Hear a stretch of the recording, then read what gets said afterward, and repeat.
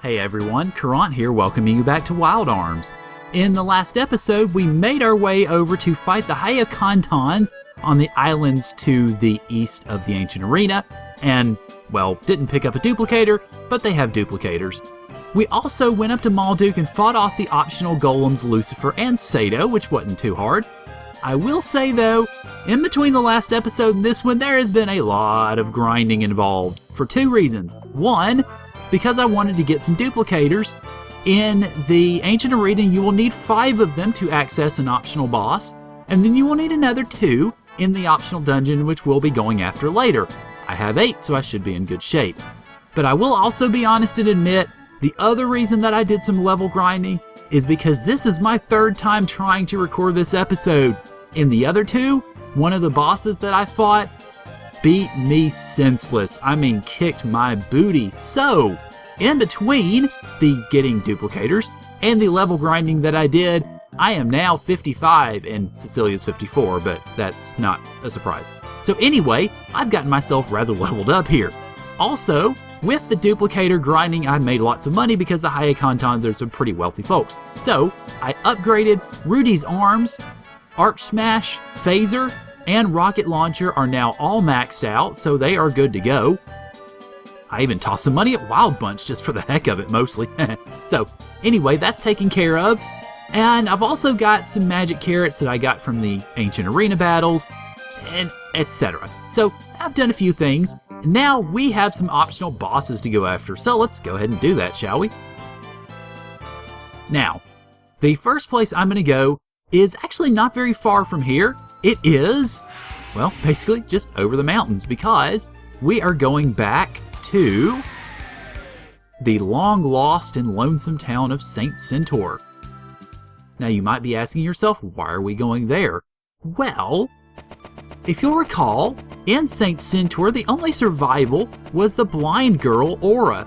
So, if we go over and talk to her, there's been someone else visiting me. He's very nice to me. He's a swordsman too. He's a little odd, but very funny. So, okay, looks like we've got, in essence, somebody else that is waiting here, or that has come here. Now we talk to Aura as Rudy. There's this guy I've been seeing lately. He's a little weird, but he seems sincere enough. Alright, whoops, I didn't want to do that, sorry. And then if you talk as Cecilia, of course, then she mentions there's this swordsman that I've been seeing. He's very nice, but a little hyper. I wonder if he'll visit me today. Now, I wonder who that could be, because well, before some hellhounds in Decorabia interrupted my train of thought, I was saying we've pretty much beaten up all the quarter knights and just about everybody we can think of. So we walk out of town and we find out that swordsman is Zed. You persistent bastards! Why are you here? Are you here to take my little paradise away? Here I go. Ready or not, I'll crush your little... And it asks you, do you want to fight Zed? Well, we're equipped for it, and we're certainly leveled up enough for it now, anyway, so let's go ahead and do it. And he turns into that freaky thing. So, as it turns out, well, this is heaven.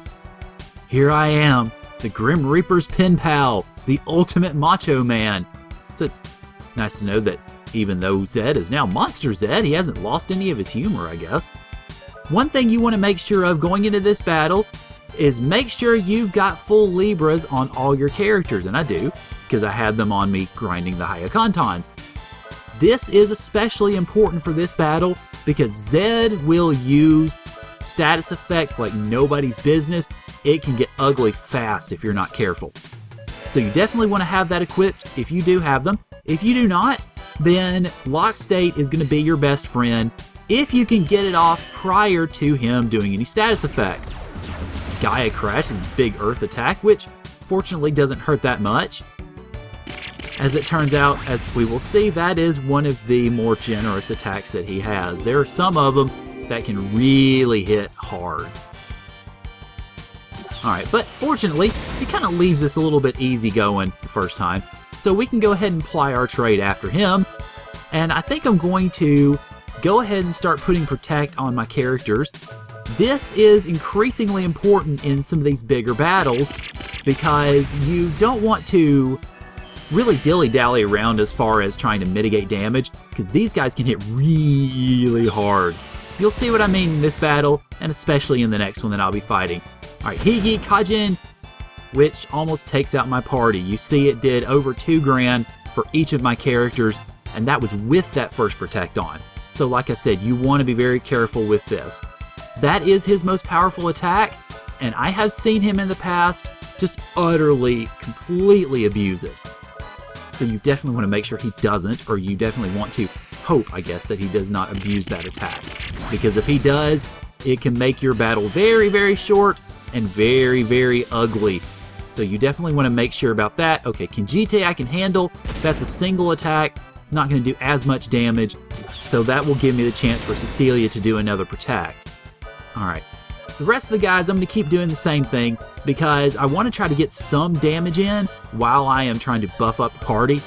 Once I get the party buffed up to my satisfaction, then I will go after Zed as far as any other sorts of attacks go. Alright, hopefully this will help. He does Doombringer. Okay, we haven't seen that yet. That is also a single attack. Now, the Doombringer and the Kinjite can possibly cause status effects, which of course you're not seeing there because, well, they're not happening. But if you, again, if you're without the full Libras or lock state wears off, then it actually can hurt you in that respect, so you'll want to be careful and guard against that. If you have the status effects mitigated though, basically it's an issue of can you dish out enough damage to beat him before he dishes out enough damage to beat you. And yes, I am leaning on those Protects. Trust me, it is necessary, especially if he does another Kijin again. Alright, well, Doombringer's not hurting too much now, but I definitely do want to be careful still. Matter of fact, I'm going to use Jack to heal, and then I'm going to have Cecilia pop at least one more Protect before we charge into more debuffing territory, I guess. Oh, good. Leveling up with Jack definitely helped in regards to the heal blade being effective. Ooh. Now, as it turns out, this level grinding that I did does come in handy here. Alright, Doombringer one more time. Okay, hey, go. That's fine. I like it. I like it a lot. Okay. Well, anyway, the level grinding I think has helped out because he's not hitting quite as hard as he did earlier, at least when I was trying to play the first couple of times.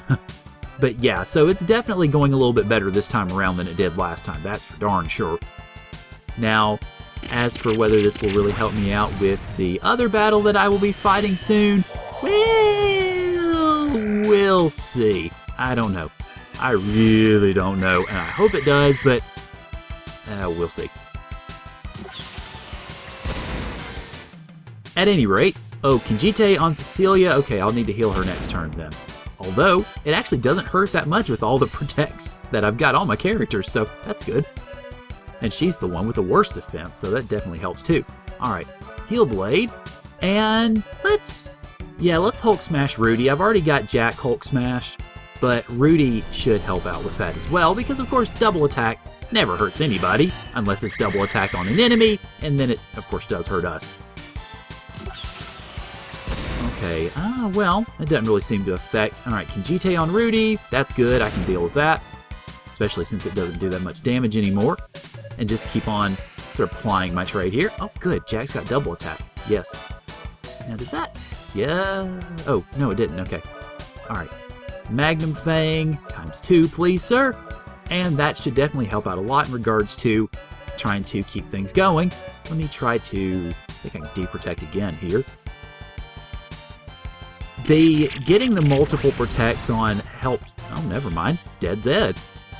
Wait a minute. Give me a chance to explain. Ah! And down he goes. 16,666 experience, which, if that's not a creepy number, I don't know what is. And we get the sword that he just fought us with, so that's nice. I will show that off later, of course. Just listen to me. I won't run. There was an accident with the gate generator. I was caught in it and ended up here in this town. I didn't know what was happening. There were monsters everywhere. I saw this woman. I told her to keep quiet or I would kill her. She was calm and quiet. Later, I found out that she was blind. For the first time in my life, I felt complete. She was the first person that treated me normally, which is really sad when you think about it. I mean, the Quarter Knights treated him like he wasn't even there.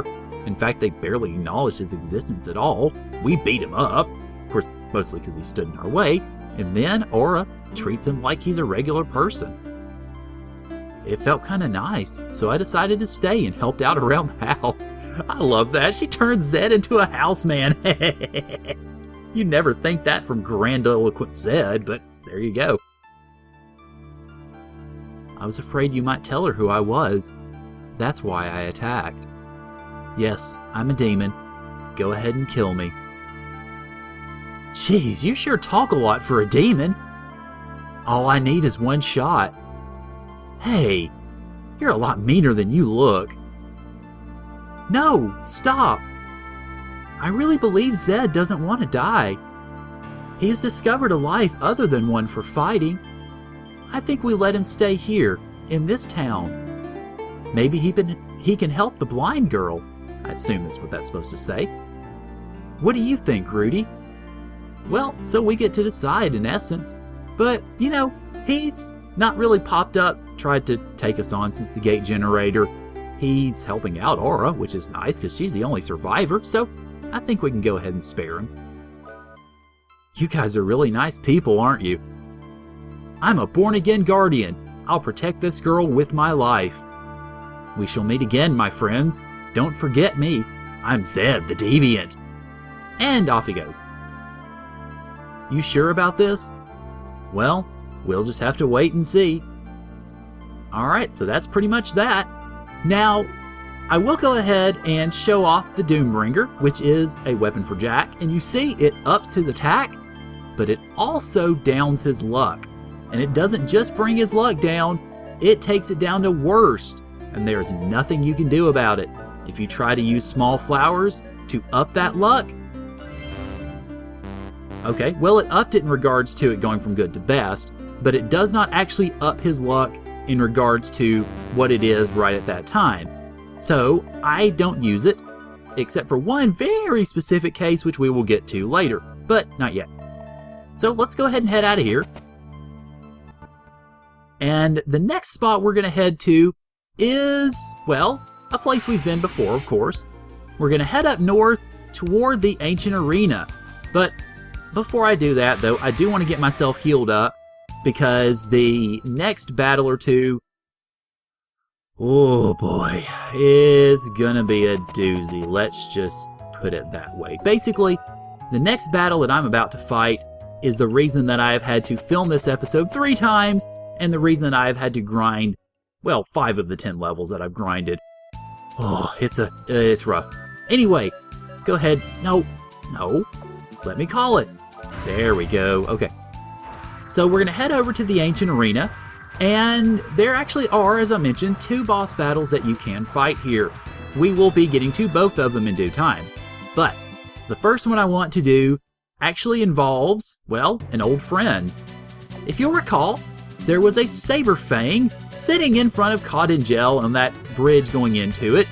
As we defeated Boomerang and Lucy, we went into Cottingel. Of course, I picked up the Saberfang in basically off-camera stuff, and if you look at the description, it simply says, "I'll be back."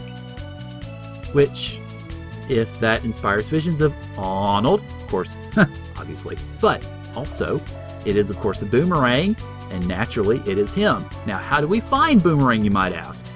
Well, go ahead and sign up for an arena match, and if you've defeated the arena once, when you go in here and you have the Saberfang, instead of the usual battle, you'll get, "This is my prey. Go home and play with your toys." And we get the only unique theme, boss theme, in this whole set of optional battles. And I really like this music. It's cool. The way they redid it in Alter Code F I think is even better. But we see Boomerang Flash. So you've been waiting for me, human warriors.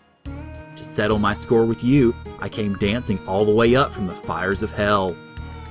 I've attained new powers. My obsessive desire to fight bonded with the Guardian of Desire to create the ultimate power, the Guardian Blade, Devil Blade, Loose Seed. Feel the power of the blade which has been forgotten to the far corners of legend.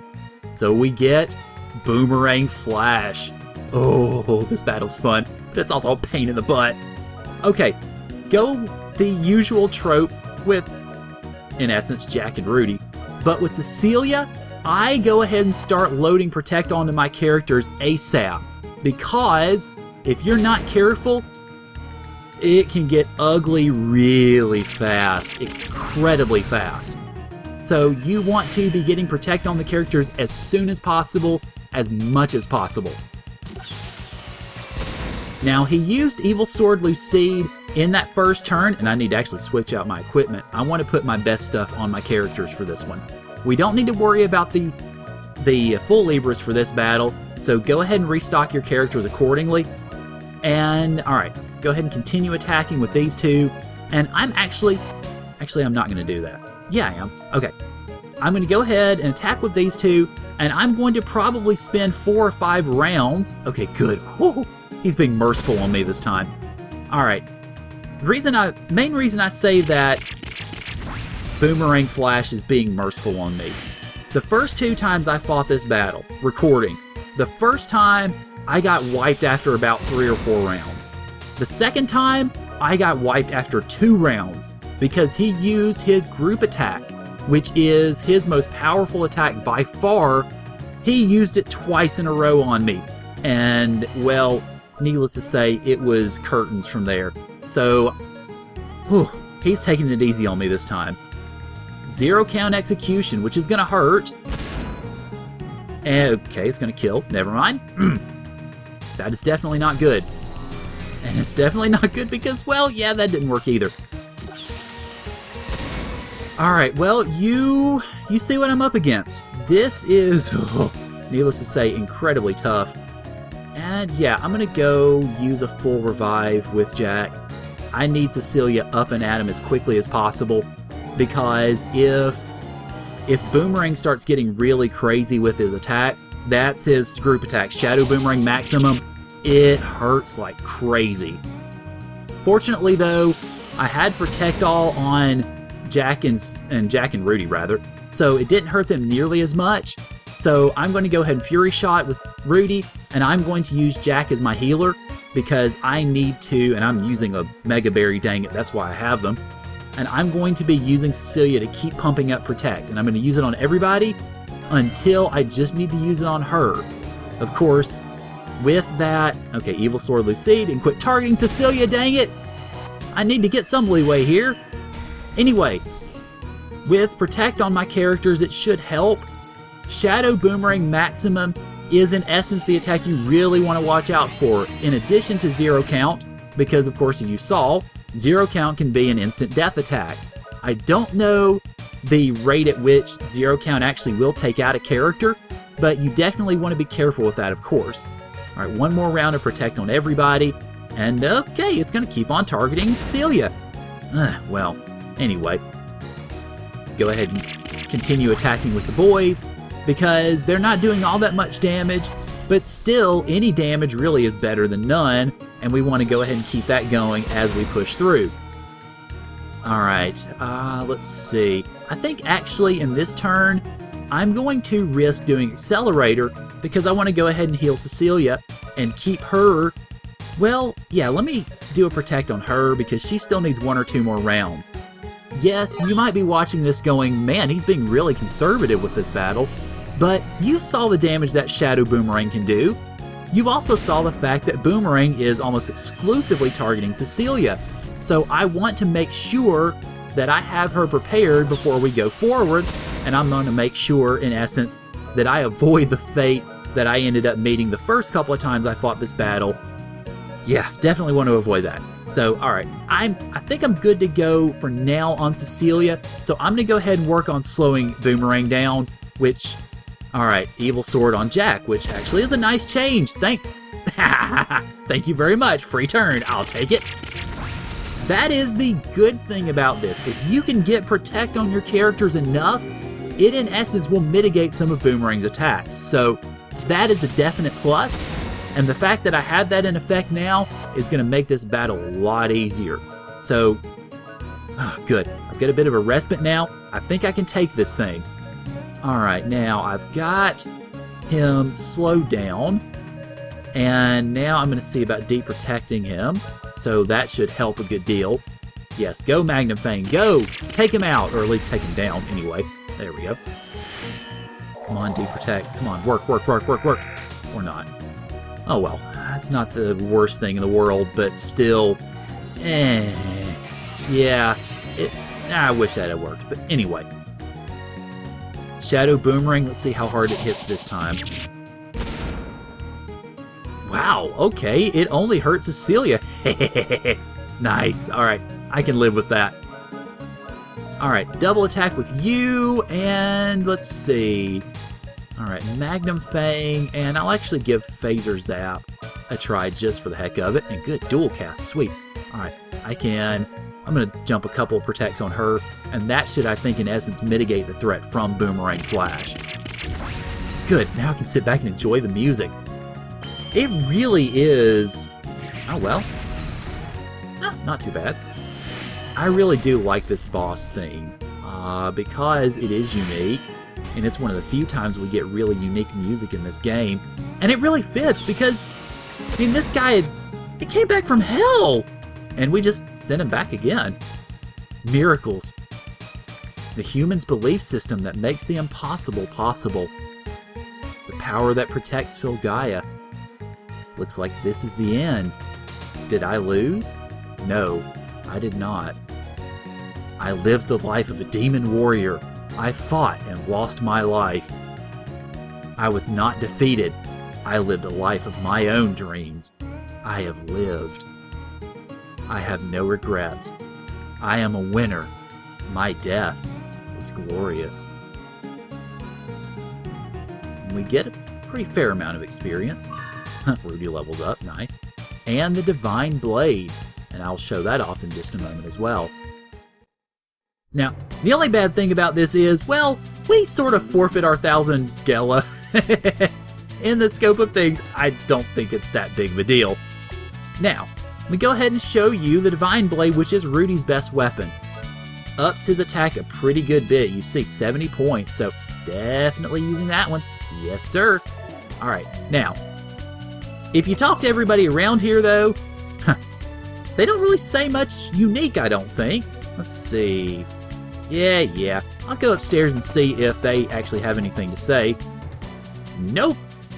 Alright, anyway, go ahead and for, I think the first time on camera actually, I am going to go ahead and spit out the 1,000 Gela to rest at the end. Yes, I know I could go over to the Isolated Guild and rest for free, but the third of the boss battles that I'm going to confront today actually is right in this neck of the woods, so I figured might as well not go too far. Now, how do you get to that, pray tell? Well, if you'll recall, you go upstairs and you see that mirror here. Now previously, we had no way to get through this mirror, but with Rudy's punching glove, now we do. We shatter the mirror and we come to duplicator doors. And as I mentioned, 5 of them. Yes, 5 that we have to take out. So, pardon me as I do one of the less interesting things that you will ever see in Wild Arms, and that is open a duplicator door time and time and time again. But once you do, this is a warning, not an idle threat. If you value your life, turn around and leave now. If you proceed, you will feel the wrath of the Illusion King. Just in case you didn't need any didn't mind the warnings before, you've got another one now, and you have yet another warning in the form of Arctica's million stairs, I guess. And then let's go down this way, and oh, by the way, just in case you didn't really mind that warning, only a fool would enter the realm of Angol Moa, the one destined to unite the world. The castle of the Illusion King sleeps there in his universe. It kind of makes you wonder why they built an ancient arena on top of this thing in the first place. But As if those warnings weren't enough, you walk up here. There's a psychic force attacking. Do you want to sit it out? In essence, do you want to fight this guy? Since we're rested up and ready to go, we're going to say yes. I am Moa. I am the demon lord who is destined to rule the world. Or at least I'm supposed to. Supposed to be. Why would I want this messed up place if it does not benefit me at all? I was napping because I'm bored, but if you want to fight, I will fight you. I must warn you though, I'm tough. Yes, yes he is. So welcome to Moa, who looks all sort of scary. Alright, go with the usual attack as, well, usual. Now, one thing you do want to worry about with this battle is, well, his big thing is actually magic. Now, he'll hit pretty hard physically, but he has one attack in particular, and he guards. Okay, so, well, I'm not going to be able to do a whole lot of damage here, I guess. But there is one attack in particular that he will do that is going to be really, really rough. So you will definitely want to be careful in regards to that. We will probably be seeing that attack, so I will, in essence, talk about it whenever it comes about. Alrighty, let's see. Now, if he keeps guarding, that actually would be good, because it will give me time to... Well, what I'm going to do, actually, is instead of protecting, I'm going to start using Shell, because I want to try to up the magic defense of my characters. I will very much need it for the attack. And since Rudy has the magic defense of the Caterpillar, we're boosting his first. Fortunately, though, Moa is not all that fast, but he uses that attack first off. 7th Moon. Dark attack that, well, actually didn't kill me because I'm leveled up, but you see, it's pretty potent, so you definitely want to be careful with it. Now, as a matter of fact, it actually hurt Rudy least because I'd boosted his magic defense. Okay, let's see. I'm going to continue attacking because I'm going to use Cecilia to heal this turn. If he does not use 7th Moon, then I will use her to continue boosting magic. But if he does, then, well, yeah, I'm going to have to do that accordingly. One thing I will mention also about this, and this comes in handy, of course, well, he does use 7th Moon again, you little retard. Don't do that. Quit doing that. Anyway, something that can come in handy. If you are just watching this and you're wanting to play through the game later, here's a pro tip for you. There is an enemy in the optional dungeon, which we will be going through, and I will, of course, show it in due time, that actually can give you an item that you can steal an item from that will help you very much against this, because it will absorb dark attacks. It is, I forget if it's the frog badge or the fish badge straight offhand. It's one of those badges. If you can steal that and equip those on your characters, in essence, this fight's cakewalk. But I'm saving that dungeon for last, so yeah, we're definitely going to be in a little bit of a fight here. Fortunately though, since I don't have to worry about status effects, I have Cecilia Necronomicanized, and thus her cure-alls cure, yeah, well, all, needless to say. Alright, that's actually, I think, the first physical attack he's tossed at me. He's used 7th Moon both times that he's attacked otherwise. So, you see, physical attacks are not as big of a deal against this guy, and fortunately, the Fury Shot at Arch Smash still 4 9s, although his physical defense is pretty high.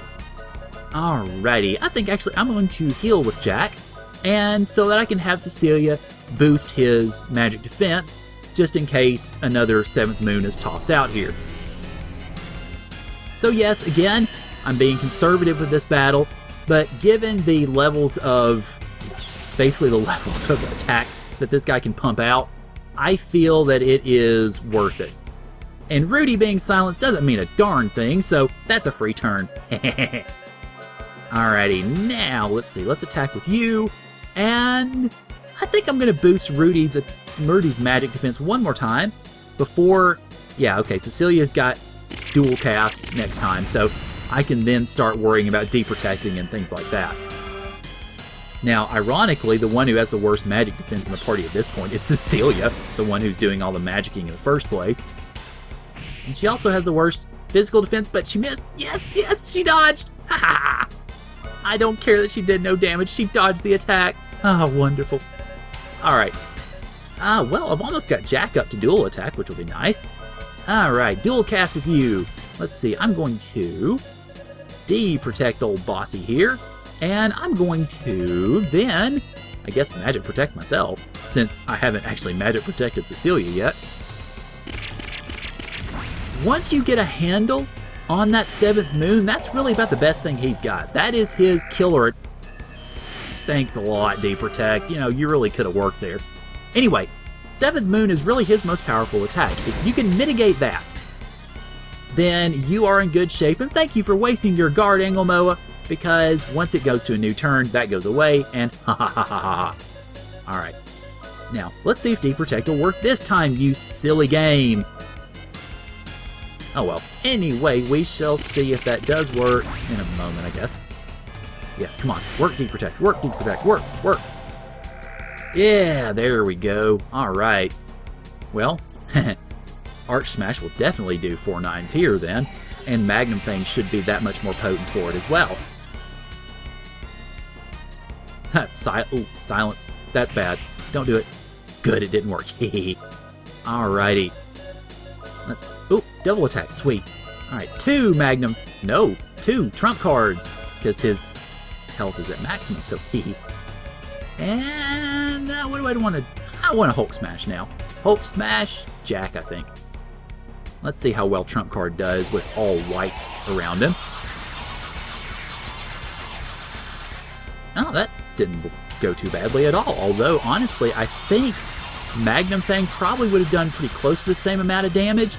But in this battle, honestly, I'm not really worried about resources. I want to deal out as much damage as possible. And we can experiment with Magnum Fang shortly, but he's... Sweet! Nice! I figured there was still more of the battle to go. I didn't think we had him gone already. Alright, so... Well, same amount of experience as Boomerang Flash. And nice, the other 2 level up. And we got some money out of that one, that's good. We also get the Juggernaut. And I'll show that off in a moment. And Engelmoa just kind of goes away. Alright, so the Juggernaut is truly Jack's best sword, and you see it ups his attack by almost 100, so woohoo, very nice. Alrighty, so, well, okay, that's pretty much that. We have taken out every optional boss in the game, save one. And that optional boss is in the optional dungeon, which we will not optionally do in the next episode. So, next time on Wild Arms, we will make our way into the Abyss. Thanks for joining me, and I will see y'all later.